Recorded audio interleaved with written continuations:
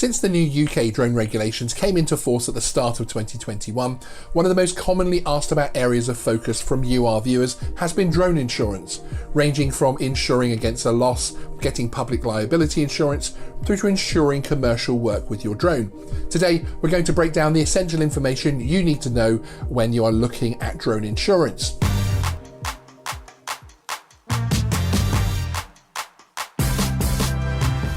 Hey everyone, my name is Sean and welcome to Geeksvana. Before we get started today, I just wanted to thank the sponsor of today's video, Moonrock Insurance, who provide an industry-leading and award-winning insurance policy to the drone industry, developed in conjunction with leading underwriter Hiscox to offer the most comprehensive drone insurance on the market.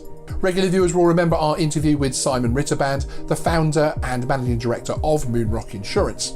This was a fascinating chat. There's a link in the description to both their website and the interview. Moonrock offer a wide range of drone insurance services, including commercial cover, which can be adapted to suit your needs as a drone flyer, however big or small the contract win is.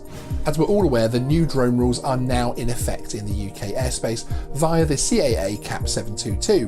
One reason the focus on insurance has changed and raised a lot of questions regarding insurance from our viewers is the fact that you no longer require a formal permission from the CAA to fly commercially in the UK.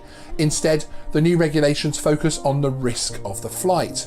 The CAA have released a range of PDF explainers to help guide you along the path of the new regulations. You can find a link to these forms and the Geeksvana playlist on the new UK drone rules in the description below. On each of these forms you will find a bold message from the CAA. Do make sure you are adequately insured.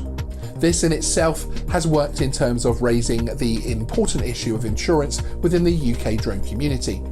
There are a range of insurance options available to you. Today, we're going to take a look at each one and give you a few pointers. Hobbyist insurance. Starting off with the hobbyist flyer in the UK, and there are some important distinctions to make here. Many drone flyers will simply sidestep the issue of insurance as they hold coverage from the manufacturer, such as the DJI Care Refresh policy, which now covers some models for flyaways under certain circumstances. Certainly, many have had a lot of success in covering their losses and often gaining a new replacement drone.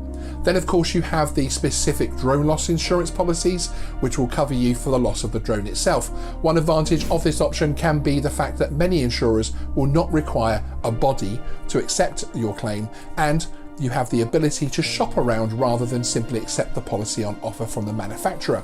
So as a hobbyist, you're able to cover yourself in a pretty simple way for the loss of your drone. However, when flying in public, you should also consider the need for public liability insurance. This insurance is designed to protect you against claims resulting from accidents or injuries that occur as a result of your drone flights as a hobbyist.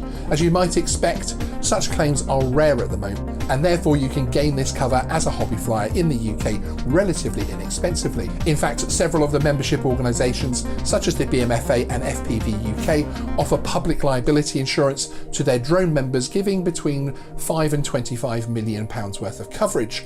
This is a great way to get covered, as well as benefit from some of the other member perks of those organisations. You could also look to add public liability cover onto your drone loss insurance as well, especially if you're not keen on being a member of one of those groups. One note to remember is that this type of insurance only covers you for recreational flying and does not cover you for any type of commercial operation, which brings us nicely onto our next section, commercial insurance. The whole question of commercial insurance is something which will be very new to a lot of Geeksvana viewers, especially those looking to take advantage of the new UK drone rules in terms of flying commercially without the need for a specific qualification or permission from the CAA. In particular, we've had a lot of questions from new A2 CFC holders who are looking to take full advantage of their shiny new permission to fly in congested areas, etc. For this, I'd like to use our sponsor today as an example of the type of coverage you can get and the different levels of insurance available. Again, there's a link in the description to their website. When you are flying for commercial reasons, there are a whole host of additional issues and points of coverage you need to consider. For instance, if you visit moonrockinsurance.com, you will find a list of what is covered in their policies. Breach of Data Protection Act, invasion of privacy issues, theft, night flights, and so much more. There are add-ons to allow you to cover your ground equipment and even multiple pilots. The higher level of coverage required alters the monthly fee. Those of you who watched our recent interview with Simon Ritterband of Moonrock Insurance will know that their policies in particular will cover whichever drones you own and can be adapted to suit your changing needs. There is also the option to take what Moonrock call FlexiFly. This policy allows all the benefits of a monthly commercial policy, but as it is limited to a year, it also provides that coverage for a smaller monthly premium. This could be of interest to those occasional commercial flyers or new drone businesses looking for flexible coverage.